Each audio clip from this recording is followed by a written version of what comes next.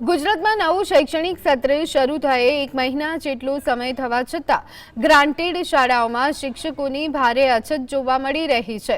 ખાસ કરીને ગણિત, વિજ્ઞાન, અંગ્રેજી અને સામાજિક વિજ્ઞાન જેવા મુખ્ય વિષયોમાં રાજ્યભરમાં આશરે 6000 જેટલી જગ્યાઓ ખાલી હોવાથી વિદ્યાર્થીઓનું ભણતર તે બગડી રહ્યું છે।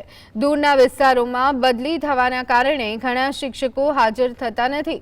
આ ગંભીર સમસ્યા અંગે ગુજરાત રાજ્ય શાળા સંચાલક મંડળના પ્રમુખ ભાસ્કર પટેલે સરકારમાં રજૂઆત કરી। તેમણે માંગ કરી છે કે શાળાઓને તાત્કાલિક ધોરણે પ્રવાસી શિક્ષકો રાખવાની મંજૂરી આપવામાં આવે, જેથી શૈક્ષણિક નુકસાન અટકાવી શકાય। હવે સરકારના નિર્ણય પર સૌની નજર છે।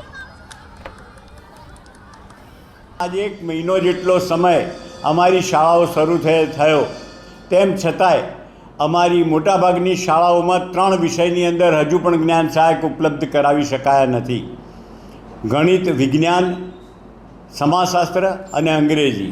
અને પરિસ્થિતિ એ છે કે ગુજરાતની અંદર આજે જે જ્ઞાન સહાયકોની ભરતી થાય છે એ જ્ઞાન સહાયક 21,000 જેટલો નોમિનલ પગાર હોવાના કારણે એ લોકો ઓર્ડર લે છે, પણ જે તે ગામમાં જઈ અને શાળા અને ગામ જોયા પછી હાજર થતા નથી।